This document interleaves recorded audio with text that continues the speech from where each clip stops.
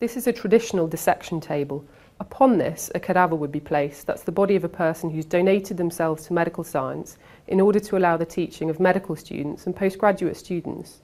They would dissect the body stage by stage to explore all the structures and learn their anatomy.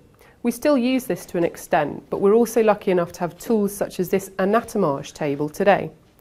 You can see on here we've got a volume rendered person created from multiple CT scans that have been put together in order to allow us to perform a virtual dissection.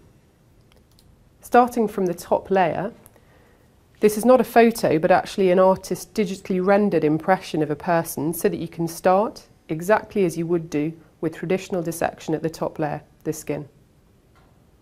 The beauty of this table is that it allows us to peel away layer by layer and to explore the anatomy, which is what I'm going to do now.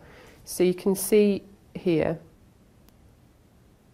that we have an image with two combined aspects.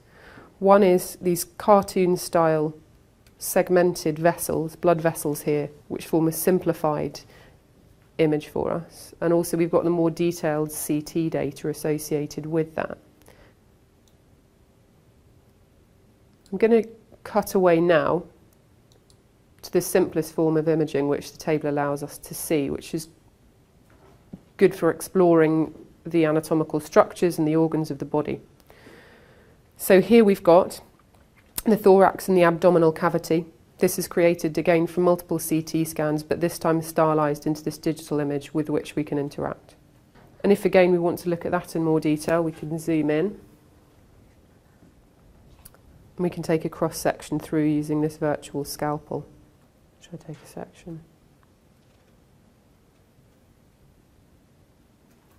The beauty of this is that we can interact in a touchscreen style with the anatomy, to rotate it, flip it around. And this view is the kind that you just wouldn't get with traditional cadaveric dissection, because obviously you're limited to exploring from the front through to the back of the body or vice versa. So as well as teaching and learning anatomy, this table allows us to load up the individual CT data from patients, perhaps while planning an operation, and explore that so that we can plan their operation in a bit more detail. You can see here I've got this CT data of an individual patient loaded up. This patient had actually suffered with an abdominal aortic aneurysm. That's a swelling of the main blood vessel of the body, which has been treated, you can see here, with a stent graft, a tube that's been placed in via the arteries at the top of their legs. You can redo these demonstrations over and over again, so each student can have their turn. And what they can really see is how different structures relate to each other, potentially in a more clear way than when exploring a human body.